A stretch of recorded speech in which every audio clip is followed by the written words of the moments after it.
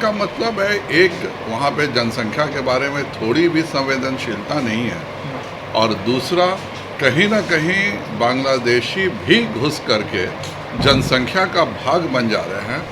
हमारा कौन सा मंत्री है सरकार में रहते हुए जिसने इस बात की चर्चा नहीं की हो? उस इलाके के नीरज सिंह बबलू मंत्री हैं। कौन ऐसा ओकेजन है जब उन्होंने जनसंख्या नियंत्रण पर और जनसंख्या स्थिरीकरण की बात नहीं की? सवाल स्पेसिफिक था कि यहाँ पर जो जनसंख्या बढ़ रहा है उस पर आपका क्या कहना है? क्या मैंने बयान दिया था, अररिया और किशनगंज की जो आबादी है वह दुनिया में सबसे ज़्यादा तेज़ी से बढ़ने वाली आबादी है। एक पाकिस्तान का कबालियाई इलाका है और दूसरा इथोपिया का एक इलाका है जहाँ पे आबादी किशनगंज और अररिया से के बराबर है, वो भी ज़्यादा तेज़ी से नहीं बढ़ रही है। इसके दो कारण हैं, एक कहीं ना कहीं ज़्यादा जनसंख्या वृद्धि भी कारण है और बांग्लादेशी इन्फिल्ट्रेशन भी कारण हो सकता है, जो इतने आसानी से हमारे जनसंख्या में समाहित हो जा रहे हैं, जिससे बिहार के डेटा से भी अलग इनका डेटा दिखता है। अगर आप किशनगंज की बात करें, आज भी 4.2 पर रुका हुआ है। हिंदुस्तान में किसी भी ज़िले की आबादी अगर आप लीजिएगा तो 2-3 जिलों को छोड़ दें तो आज किसी की आबादी 3 पर भी नहीं बढ़ रही है। तो अगर किशनगंज की आबादी 4.2 से बढ़ रही है, हिंदुस्तान में ऐसा तो नहीं है कि किसी एक खास इलाके में ही कुछ खास लोग रहते हैं और बाकी जगह नहीं रहते हैं।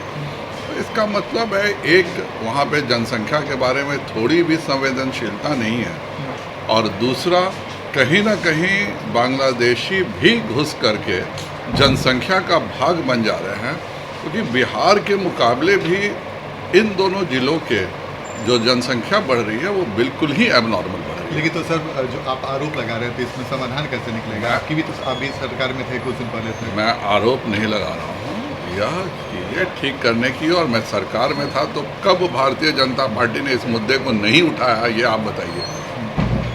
हमारा कौन सा मंत्री है सरकार में रहते हुए जिसने इस बात की चर्चा नहीं की हो? उस इलाके के नीरज सिंह बबलू मंत्री हैं। कौन ऐसा ओकेजन है जब उन्होंने जनसंख्या नियंत्रण पर और जनसंख्या स्थिरीकरण की बात नहीं की हो? सर, आपके विरोधी आरोप लगा रहे हैं कि अमित शाह जी का जो यहाँ पे रैली है, 2 रैली पुणे और किशनगंज का, उसके पहले जानबूझ के माहौल को खराब करने की तैयारी की जा रही है। मुझसे पत्रकारों ने सवाल पूछा जनसंख्या पर, तो क्या अगर पत्रकार मुझसे जनसंख्या पे सवाल पूछेंगे तो मैं मुंह बंद कर लूँगा? सवाल स्पेसिफिक था कि यहाँ पर जो जनसंख्या बढ़ रहा है उस पर आपका क्या कहना है? तो जाहिर बात है कि जब पत्रकार मुझसे जनसंख्या की स्थिति के बारे में पूछेंगे तो मैं उनका जवाब दूंगा। आप ही पूछ रहे हैं तो आपका मैं जवाब दे रहा हूँ। इसका अमित शाह जी से कोई लेना देना। सर, जनसंख्या नियंत्रण कानून की बात बार बार आप लोग करते हैं, तो क्या आप अपने मांग पे कायम है और कैसे, क्या आने वाले समय में ये दिखेगा क्या? एक तो मैं बात करना चाहूँगा, जनसंख्या नियंत्रण कानून जो है यह कभी भी बहुत सफल नहीं होगा, और इसकी आवश्यकता भी हिंदुस्तान में बहुत ज़्यादा नहीं है, क्योंकि हिंदुस्तान में 4 राज्यों को छोड़ करके सभी राज्य जनसंख्या स्थिरीकरण प्राप्त कर चुके हैं। हमारे बगल में पश्चिम बंगाल है, पश्चिम बंगाल में जनसंख्या स्थिरीकरण हो चुका है। हम बात नहीं करना चाहते हैं जिन जिलों में आबादी बढ़ी हुई है उनके बारे में अलग से योजना नहीं चलाना चाहते हैं। हम चाहते हैं कि जो शराब पिए वो तो जेल चला जाए, उसके लिए कानून बनेगा, उसके लिए गांधीवादी तरीके से नहीं समझाया जाएगा। तो इस बात के लिए उनको पूछिए जो हर चीज़ का उपाय कानून मानते हैं। मेरा आज भी मानना है कि इसको प्रोत्साहित करने से, इसकी चर्चा करने से, इसके बारे में परिवारों को समझाने से, इसके बारे में आंगनबाड़ी को सेंसिटिव करने से, और बिना किसी कारण के जो रेवड़ियाँ जो कही जाती हैं वह नहीं बांटने से यह चीज़ें कंट्रोल में आ सकती हैं। जनसंख्या वृद्धि अब पूरे भारत की समस्या नहीं रह गई है। आज हर कदम पर हमसे पूछा जाता है, दक्षिण के 4 राज्य जो हैं, कर्नाटक, तमिलनाडु, केरल, आंध्र प्रदेश, भाई हमने जनसंख्या स्थिरीकरण किया तो क्या हमारा यह गुनाह है? किस कारण से महाराष्ट्र को केवल केंद्रीय मदद 28% मिलती है और किस कारण से बिहार को 74% मिलती है? तो हम, बिहार सबसे पिछड़ा राज्य है, इसलिए केंद्र सबसे ज़्यादा अगर मदद किसी को करता है, अगर प्रतिशत में देखें तो हिंदुस्तान में सबसे ज़्यादा किसी राज्य को केंद्र सरकार मदद कर रही है तो वह बिहार को कर रही है।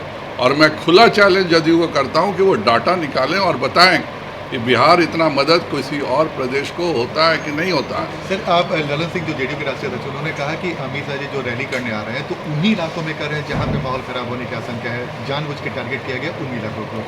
जगदीशपुर में कुंवर सिंह की जयंती में अमित शाह जी आए थे और पहला उनका कार्यक्रम वहाँ हुआ था, तो इसमें क्या माहौल खराब हुआ था? दिक्कत क्या है कि अगर आपके दिमाग में केवल गलत विचार और गलत सोच हो और आपका दुख जो है वह सब लोग समझते हैं, तो उस दुख के कारण आपने इस पूरा सत्ता परिवर्तन किया है कि एक दुखी, दो दुखी व्यक्ति और एक सुखी व्यक्ति, क्योंकि वह जानते थे कि जब तक हम केंद्र में एनडीए से अलग नहीं होंगे प्रधानमंत्री के उम्मीदवार नहीं हो सकते हैं। बिहार में 40 फीट का पोस्टर लगाएंगे कि बिहार देखा है केंद्र देखेगा। दिल्ली जाते जाते, चूँकि वहाँ पे तो 1 दर्जन प्रधानमंत्री उम्मीदवार हैं, गलती से भी आप वहाँ पे एक छोटा सा पोस्टर लगा देंगे कि बिहार देखा तो केंद्र भी देखेगा, तो आप जिनसे आशीर्वाद लेके गए थे उनके कहने से भी कोई विरोधी दल का नेता नहीं मिलता उनके, इसलिए बेचारे बिहार में कुछ बोलते हैं, बिहार में बड़ा सा पोस्टर कुछ लगाते हैं, दिल्ली जाके वो भाषा वो बदलते हैं, हम नहीं बदलते। 25 तारीख को हरियाणा में रैली कर रहे हैं, तमाम लोगों के साथ जो मुलाकात कर रहे हैं, लगता है कुछ फायदा होगा विशेष? कुछ फायदा नहीं। 25 तारीख को दीनदयाल जयंती है, इस उपलक्ष्य में हम सब गरीब कल्याण की योजनाएं चलाते हैं, तो ईश्वर सभी दलों को सद्बुद्धि दे कि जिस तरह से हमने गरीबों के कल्याण की योजनाएं चलाई हैं और जिस तरह से दीनदयाल जी ने अंत्योदय का सिद्धांत दिया था, उस उपलक्ष्य में रैली कर रहे हैं, तो विरोधी दलों के लिए भी गरीबी हटाना एक नारा नहीं बने, बल्कि नरेंद्र मोदी जी की तरह हर घर को राशन पहुंचाना, हर घर को गरीब को घर देना, हर गरीब को शौचालय देना, सब जगह अच्छे से 24 घंटे बिजली देना, ये जो दीनदयाल जी के सपनों को हम साकार कर रहे हैं, तो 25 को वो अगर रैली कर रहे हैं तो दीनदयाल जी के सपनों पर वह भी काम करेंगे, ऐसा मैं उम्मीद करता हूं। सर, बिहार सरकार के मंत्री आरोप लगा रहे हैं कि केंद्र सरकार उन्हें पर्याप्त मदद नहीं करी, जब से गठबंधन टूटा है तो केंद्र सरकार को जो मदद करनी चाहिए वो नहीं। माननीय नीतीश जी ने स्वयं कहा कि 12,000 करोड़ रुपए, यह विधानसभा में उनका स्टेटमेंट है, मेरा स्टेटमेंट नहीं है। जिस प्रदेश का कुल आमदनी 40,000 करोड़ रुपए हो, वह प्रदेश 12,000 करोड़ रुपए केवल इसलिए छोड़ता है क्योंकि वह केंद्र का योजना के कारण हर पानी टंकी और हर नल में सेंसर लगाना पड़ेगा। तो आप चाहते हैं कि आपको राशि मिले, पर आप उसका क्या उपयोग कर रहे हैं इसका नहीं हो। बाढ़ की भी मैं बात करूं, 5,000 करोड़ रुपए आपने खर्च किया, आप बताइए तो सही, 5,000 करोड़ रुपए खर्च करके कौन सा 50 बीघा जमीन आपने बाढ़ से मुक्त किया? जब ये प्रश्न पूछा जाता है तब आपको बुरा लगता है।